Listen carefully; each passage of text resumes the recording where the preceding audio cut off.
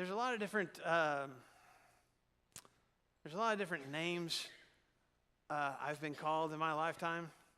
A lot of different attributes that have been attributed to me. Some positive, many not so. But one of the things that I've really never been called that I can recall is a fighter. That's never been something. Boy, that Marshall Brown, he's really a fighter. That's usually not what people say about me. As a matter of fact, I can only think of 2 times in my life that I got in a physical confrontation. One was when I was in the 5th grade, and we were playing kickball in PE, and I was the pitcher, and the field that we were playing on, just the direction we had the bases and everything, we didn't have any kind of a backstop behind home plate, and the bases were loaded, and there was a girl. I'm in 5th grade, and there's this girl who, not only was she a girl, but she had no athletic ability whatsoever. And somehow she had made her way over to third base. She's on third base. And so, no, I'm sorry. A good athlete was on third. It was the girl that was up. It was the girl that was up to kick. And I'm like, we got this, no problem. Because I knew she probably couldn't even kick it to me. So this is a force out. This is easy. And I roll the ball, and she kicks it, and like I thought, it didn't go very far.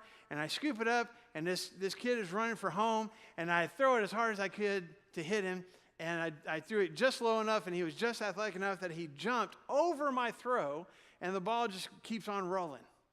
And now I'm taking off after it as hard as I can, and these kids on the other team are running the bases, and this girl who had no athletic ability whatsoever gets a home run, gets a grand slam off a kick that probably went maybe 10 feet. And I was so upset, I was so mad, because by the time I caught up with the ball and got it back, they were done running the bases. And I'm walking back with the ball. And of course, this is elementary school, so the other kids were obviously gracious and bless your heart. No, they were making fun of me and laughing as hard as they could. I can't believe you let her, And for some reason, whatever it was, the last person that said anything, because I had to walk back past them to the pitcher's mound. The last person that said anything to me, I was like, you know what? And I dropped the ball, and I just pushed him as hard as I could. I remember I wasn't very big in elementary school, and he was shorter than I was. He was about this tall. His name was Chris. I remember. Redhead, freckles, and boy, I just, whatever he said set me off. And I just pushed him. And it didn't fall all the way to the ground. It kind of knocked him back. And as he came back, he came with a fist and popped me upside the head. Well, now I'm even more mad. And so I'm rearing back, and then about the time that I've balled up a fist ready to hit our PE teacher, who was an athlete and had played collegiate basketball and lifted all the time, had a hold of my wrist. My arm wouldn't come forward anymore because he had a hold of it. And he grabbed a hold of the other kid, and he took his hand. This is back in the days when you could get swats at school. Yeah. The first swat that I got hurt so much, I didn't feel it until the second one came. You know what I'm saying? It was pow. And I was thinking to myself in that split second, I was thinking, well, that wasn't that.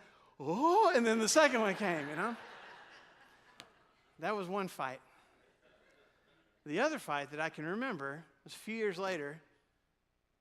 I'm thinking I was in 8th grade. I know I was in junior high. I think I was in 8th grade. And there's this kid named Jason, and I don't even remember the reason why. I really don't remember the reason why. He said something. I said something. He pushed me. I pushed him back. He pushed me again, and now I'm thinking, okay, it's going to be a fight. But again, I don't fight. That wasn't something I did. So I do remember coming at him with kind of windmill kind of arms like this. It's the dumbest. If I could have seen a video of it, I'd be laughing now like you guys are.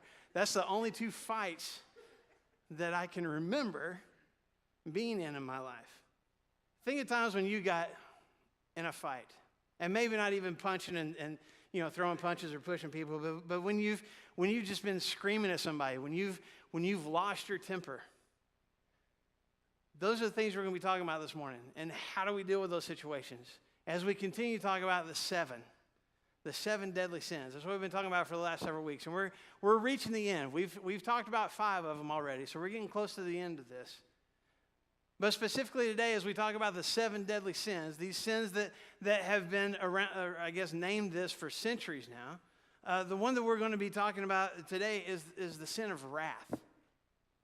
And wrath is not a word I don't think that we use all that often when we're in our normal everyday conversations with people. I mean, maybe if we're into comic books and there's a villain that's, feel my wrath. I mean, that's, that we kind of hear it in that context.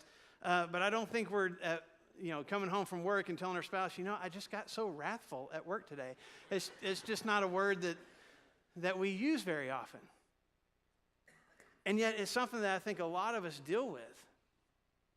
I think most of us would probably say, well, I don't exhibit wrath. I don't feel wrath. I'm not a very wrathful person. Well, maybe you are and you just didn't realize it. And that's what I want to address this morning. I don't consider myself, I told you guys, I'm not a fighter, obviously. I would probably lose pretty quickly. And I'm not saying that I shouldn't have been in more fights than I was. Usually I would just be sarcastic enough and smart aleck enough to either talk my way out of it or keep talking until other people could get in and break it up, or I wouldn't have to get in a fight because I probably would be on the losing end of it. So I'm not a person that throws punches, and I don't feel like I lose my temper all that much. But ask my boys about riding with me sometimes in my vehicle, and the driver in front of me doesn't do what I want them to do. Ask them if I'm a very wrathful person. You know what? Honestly, this is bad. I need to work on that. I told them I need to work on this. When you're in a line of traffic that stopped at a light, and you let somebody either, they've been waiting to get in and they get in, or you let them turn left in front of you, like you help hold up traffic so they can turn in. If they don't give me like a thank you wave, I'm screaming. I'll honk at them. I'm just so mad. Like, I went out of my way for you and you can't even say thank you. Oh my goodness. My wrath comes out.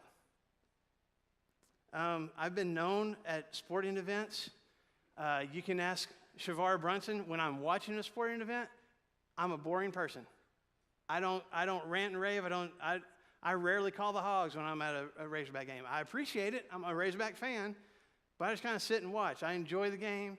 I'm kind of taking it all in. I'm not one of those crazy rabid fans. However, if I'm on the sidelines coaching, it's a different story. Referees hear from me sometimes. And sometimes I rationalize in my own mind. I'm not yelling at the referee. Well, I am, but I'm yelling to my player about the referee. But see, I'm not yelling at him. I'm looking at my player going, don't worry about that call. That's a good play. And I'm yelling at him without saying that was a terrible call. See, it works out okay that way. I think if we take an honest look at our lives, we would discover we demonstrate wrath on a fairly regular basis.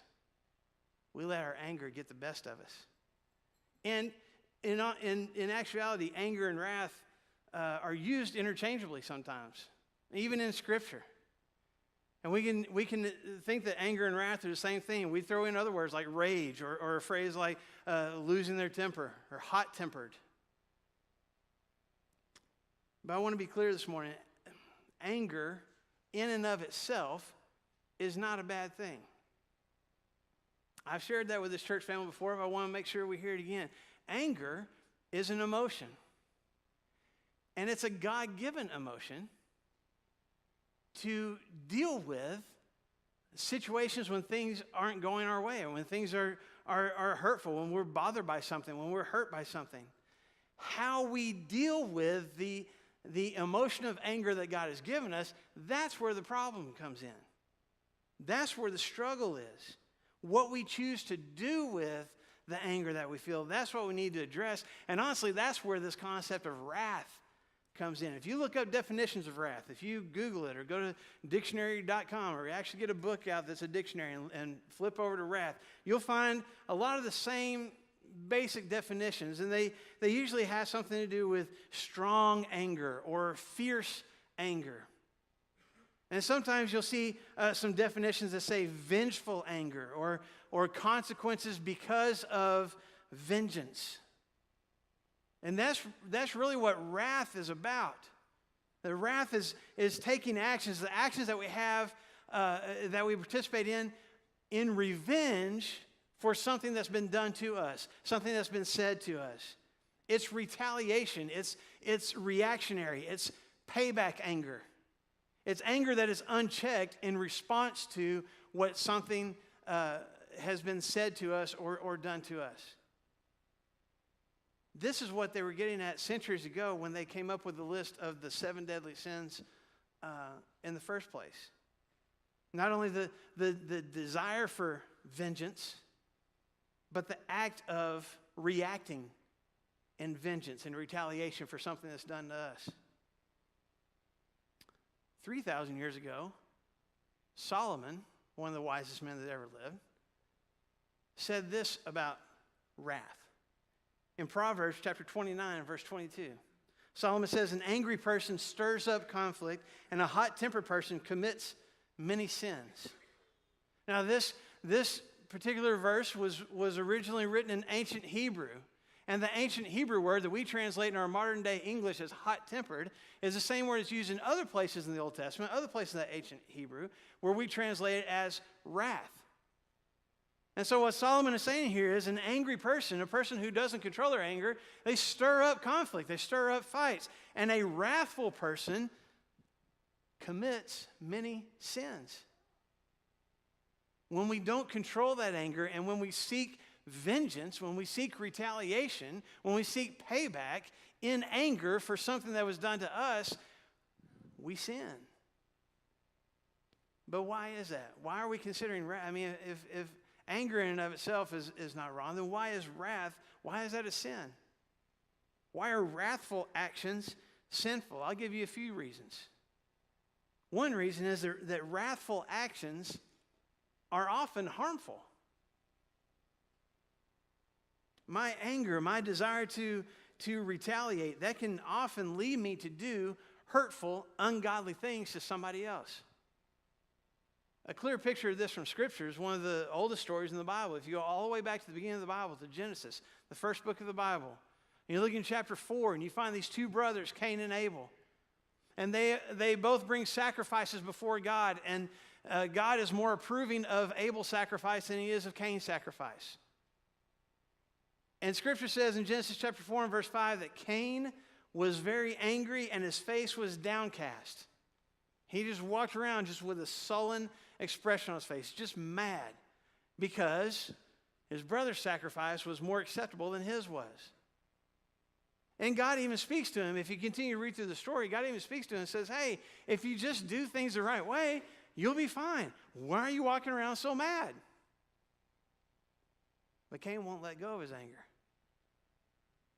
And he hatches a plot against his brother. And in verse 9 it says, while they were in the field together, Cain attacked his brother Abel and killed him. Now that is wrath. That is wrathful actions. It's anger with a vengeance. And we look at that, and I look at that and go, well, I never killed anybody. I've never thought about killing anybody. I'm not a wrathful person. You ever torn anybody down with your words? You ever been so mad at somebody that you gossiped about them to other people behind their back? You ever been so upset that somebody else was getting recognition at work that you sabotaged their project, made them look bad in front of the boss, in front of the other employees? You ever give someone the silent treatment, just turn your face away from them, just don't talk to them, just completely avoid them just because you're mad at them? These are hurtful actions. These are harmful actions. And these are the results of our unchecked anger and our desire to retaliate for whatever it is that we're feeling angry about.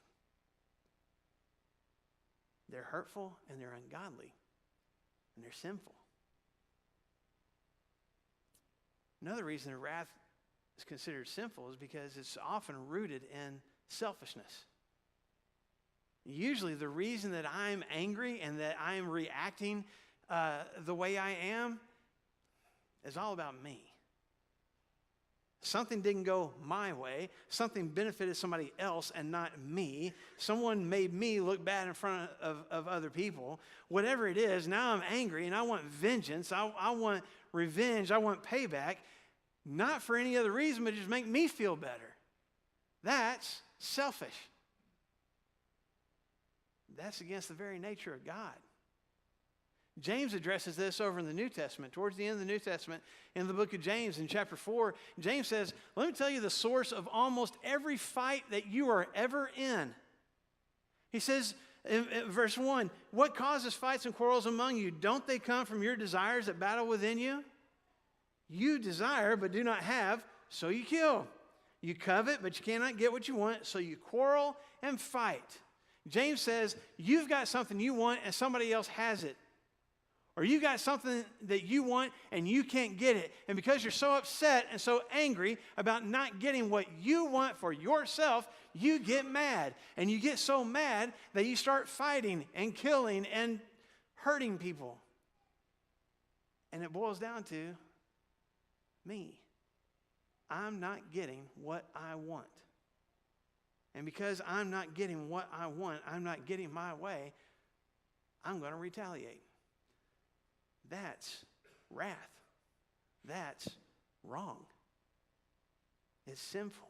It's ungodly. And I think, me personally, maybe many of you in this room, we need to take an honest look at the more recent times that we've been angry and what we've been angry about. And I'll bet that a lot of those times, it's because we just didn't get what we wanted. Things didn't go the way we wanted them to. Things went better for somebody else than they did for us. Wrath is often rooted in selfishness. And another part of wrath, is based on revenge and getting even. And the problem is that wrath rarely makes things even. Because when we get angry and we get angry enough to retaliate against somebody in some way, and we say we want justice. We say we want to get even for what has been done to us. And we might even convince ourselves that that's actually what we're doing. I'm actually just getting even with this person for what they did to me. But if we take an honest look at it, most often our efforts to get even rarely balances the scales. Somebody does something to me that I consider hurtful. They may have done it intentionally. They may not have even realized that they did it. But I'm so mad and I want to get even that I'm going to react and I'm going to retaliate. And the problem is that when I react and retaliate, I don't get even. I do a little bit worse than what they did to me. You go back to my little fight in 5th grade. Somebody says something smart aleck to me. I want to get even. So what did I do? Did I stop and say something smart aleck to them? No, I pushed him. Now, he got pushed. To get even, what did he need to do? Push me back, right? And the same effort and the same, don't push me harder. I mean, just push me exactly the same amount of pressure that I pushed you with. What did he do? He socked me in the face. Because that's what we do. We say we want to get even. We say we want justice. We say that we want the scales to be balanced. And instead, somebody does something to me, so I do something a little bit worse to them. So they do something a little bit worse to me, so I do something a little bit worse to them. That's what unchecked anger causes me to do. That's what wrath leads me to. It rarely balances the scales. As much as I like to think I am not a just person. I want it to favor me just a little bit more. Or maybe a lot more in some cases. And this is why, going back again to Solomon, in Proverbs chapter 20 and verse 22, Solomon says, don't say, I'll pay you back for this wrong. Wait for the Lord and he will avenge you. Solomon says, be patient and wait for God to fix whatever the situation is. And maybe he's going to take care of the retribution for you. Maybe he's going to take care of the payback for you. Or maybe he's not going to do anything, but he's going to continue to bless you in spite of it. Wait for that to happen. But don't sit there and say, I'm going to pay you back for this, because Solomon knows you won't pay them back, not evenly anyway. You'll pay them back a lot worse than what they did to you. So don't even go down that road. Your wrath rarely makes things even. These are just some of the reasons why this is such a big issue. And why we don't need to rationalize and go, oh, I'm not full of wrath. You might be. Anger might have a bigger control on your heart than you realize. So what do we do about it? If wrath is a problem, if anger is a problem, what do we do about that? I've shared action steps with this church family before about how to deal with anger. And so even in getting this lesson ready for today, I struggle with, am I just going to be rehashing things that I've already said? Maybe so. But as long as wrath and anger continues to be a problem, I think we probably need to keep addressing it, right? So let me give you some things that you can do to deal with wrath this morning. And as you go back to work tomorrow, and as you go back spend time with your families and around your neighbors that you can't stand and all those kinds of folks this week, how do we deal with our anger and our wrath? Let me give you some things that you can do. Number one, change your focus. Change your focus. And what I mean by that is this, that often the reason that my anger grows into wrath and I take wrathful actions is because I'm only focused on me and I'm only focused on the reason that I'm angry. I can't think about anything else except what this person did to me. And every time I see that person, that's all that I focus on. That's all that I see. When I see that person's face, I see what they did. So to deal with that, I need to change my focus. I need to change what it is that I'm paying attention to in that other person. Paul says in Philippians chapter 4, beginning in verse 8, he says, finally, brothers and sisters, whatever is true, whatever is noble, whatever is right, whatever is pure, whatever is lovely, whatever is admirable, whatever is excellent or praiseworthy, think about those things. Now, that's a great principle for life in general. We should be positive people. And in every aspect of our lives, we should be looking at what's good about this and what's praiseworthy and what's positive, what's something that I need to emulate in my own life. That's a good philosophy for life. But I think this principle can apply to how we view the people that we're upset with as well. That instead of focusing on what they did to me to hurt me and what I don't like about them and the character traits that I can't stand about them, I need to be looking for the things that are positive about them and praiseworthy about them. And I recognize sometimes we might have to look kind of hard. We might have to say, I don't think there is anything excellent or praiseworthy about them. There is. We just might have to look for it. But let that be our focus. Because you know what? There might be some people that have a hard time focusing on that in us too. Let's be people who constantly look for the good in other people, even the people that we're angry with. What is good about them? What is something positive about them? What is something that I can focus on instead of why they make me angry? This coworker, just what they did, I can't stand it. But you know what? He's a good dad. She's a good wife to her husband. They always have positive things to say to the people in the cubicle next to them. We can look for the positive in other people. We can change our focus from what it is that's making us angry to what it is we see good in those people. And then if you go on in Philippians chapter 4, continue on to verse 9, here's what Paul says will happen. The peace of God will be with you. You focus on the good stuff in every aspect of your life, including the people that you're upset at, you start to have peace. The wrath starts to fade away. The anger and the irritation and the hurt feelings, they start to go away when we focus on the good stuff. You want to start to get rid of wrath in your heart? Change your focus. Number 2, change your grip. Change your grip. And what I mean by that is, look at what it is that you're holding on to, what you're clinging to, what you're refusing to let go of. Our wrath can take over our hearts and our eyes and the way we see that person that we're angry with or the way that we feel about them. And our anger causes us or can cause us to act in ungodly ways towards that person because we won't let go of whatever it is that they did. We hold on to it. We grip it tight. We cling to it. We won't forgive it, and we definitely won't forget it. And as long as we're gripping on to whatever it is that they did to hurt us, we can't ever get past it. So my challenge for you this morning is change your grip.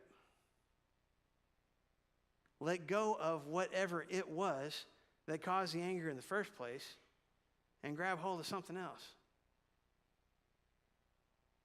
Paul explains that in Ephesians chapter 4.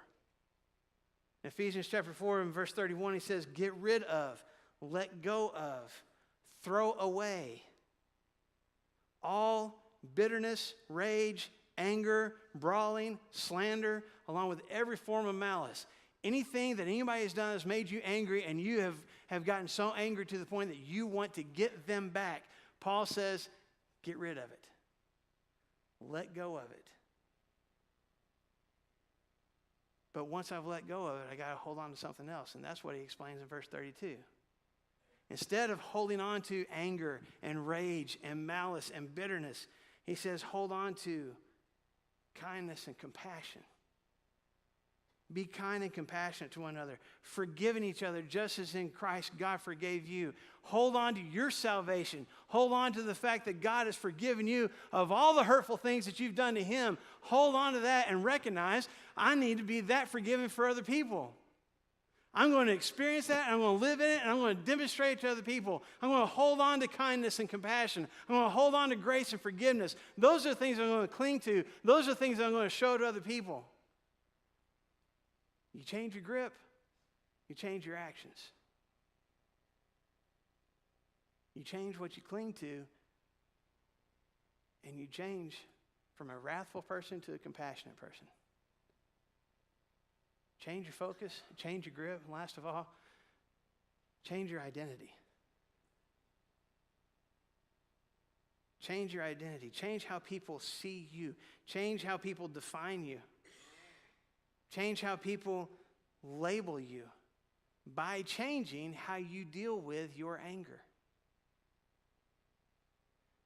You can look at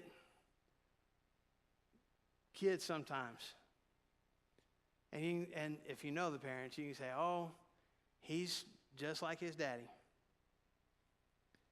She's just like her mama. You can see by the actions who their parents are. You say, oh, they're just like them. Whatever the situation might be, oh, they're looking like them. They're just like them. They're just like him. They're just like her. You see something of the parent in them, and you identify them based on that character trait. They're defined by how they look like their parents. Matthew chapter 5 and verse 9. Jesus says, blessed are the peacemakers. Blessed are the people who seek for peace instead of revenge. Blessed are the people who seek for peace and reconciliation instead of fighting and arguing. Blessed are the people who let go of their anger instead of holding on to it. Because they will be called what? Children of God. People will look at those people and say, she looks just like her father. He looks just like his father. Our God is a God of grace and compassion and mercy. I know there's stories throughout Scripture of God punishing people for wrongs, of demonstrating consequences for sin. Those stories are there, and they're there for a reason, because there are consequences of sin. There are things that God needed to punish, but you know what? There are hundreds more stories of the compassion and the grace and the forgiveness of God. When we look at God, we should see mercy. We should see forgiveness. We should see acceptance. We should see grace. And when people look at us, they should see the same thing. That we're peacemakers. That we let go of anger. That we deal with it and we move on. That we forgive. That we show kindness instead of revenge. That we show grace instead of retaliation. Because we're trying to look like our Father. You want to deal with your wrath? Change your focus. Change what you're gripping onto. Change your identity. I would never walk through this room or out in the lobby when we're done and point at people and go, there goes a wrathful person. I hope you don't say that about me. Although, honestly, if you've been to some of my ball games, you might. I try to control my anger. I try not to let my temper get the best of me. It does sometimes. But I want to be identified as somebody who is full of grace and mercy and acceptance. And I want that for you as well. And I don't know how much of an issue anger is in all of your lives. And there may be some of you that are very good at letting go of your anger and forgiving and being compassionate. I hope you continue to grow in that. And there's some of you this morning that walked in going, I'm not a wrathful person, and now you're going, I might be. It's so easy. It infiltrates our hearts and our lives so easily. I shared with you a few weeks ago about a guy named Gary Richmond that was a zookeeper in the Los Angeles Zoo for many years. And in another story that he tells in his book, A View from the Zoo, he talks about a king cobra that they had in the zoo that had gotten in a fight at some point and had damaged the scale over one of its eyes. And so when it would shed its skin, all of its skin would shed except for the plate over its eye, and it would have to be surgically removed by one of the zoo veterinarians every year. And it was this big experience, this big production that had to take place. They had to have several people in the room, and they would go into kind of this enclosed room where the king cobra would come in. They would slide the door up so the king cobra, this huge snake, could come slithering in, and they would have people on either side of the door. They would have these nooses to catch it, and all this, and the cobra would come in, and it would raise up, and the cape would come out, and it would just kind of look and see which one it wanted to attack first. And there would be somebody that would be standing across from it, like, straight at. And so it would typically go straight for the person right in front of it. And then these experienced zookeepers would throw those nooses out and get it caught in the nooses and get it trapped. Some of y'all are going, I wouldn't have even been in the room. I probably wouldn't even watch that documentary, to be honest with you. But as they get ready to do this surgery, they would have to hold the head still. Somebody would have to hold the head still while the veterinarian would get his scalpel out and cut off this thing over the snake's eye. Well, one time, Gary got to be a part of this experience. And so they told him, get a whole bunch of paper towels. And he got like a huge, got some. They said, get some more. He got a huge wad of paper towels and gave them to one of these more experienced trainers. And they held it out in front of the snake, and the snake bit down on it, and the paper towels started becoming soaked with venom. He said, why do you do that? They said, well, a human being could never survive a bite with, a full venom bite from a king cobra. And the problem is, it's bad enough trying to catch the snake, but more people are bitten letting go of snakes than they are catching them. And so we have to be careful when we choose to let the snake go. I share that story with you this morning because most of us don't walk around intentionally getting angry. Most of us don't look for fights to get into. We don't look for reasons to retaliate, but things happen that make us angry, that hurt us. And we slip into it so easily. And Satan convinces us that we deserve to be mad, that we deserve to want revenge, that we deserve to get revenge and get payback. And it's so easy to fall into that trap, and so hard once we're holding on to that anger to let go. It's much more difficult to let go of the anger than it is to buy into it in the first place. There's some of you in this room that know exactly what I'm talking about this morning. And so here in just a moment, we're going to sing a song together. And it's a prayer to God, and it's asking God, I'm looking at my sin, I'm looking at the things in my life, and I want a brand new start. And the first place I need to start is in my heart. And I would challenge you this morning, if there's anger, if there's resentment, if there's wrath in your heart, let God get rid of it this morning. And if you need help with that, we encourage you to walk down here to the front and say, I'm tired of holding on to my anger and my resentment. I'm tired of having wrathful actions. I'm ready to let go. And we won't judge you. We will accept you because we know what that's like. And we will love you and pray for you and do whatever we can to help you be set free from your wrath. If we can help you this morning, we want to. While together we stand and sing. Break my heart, dear Lord, tear the barrier down, show me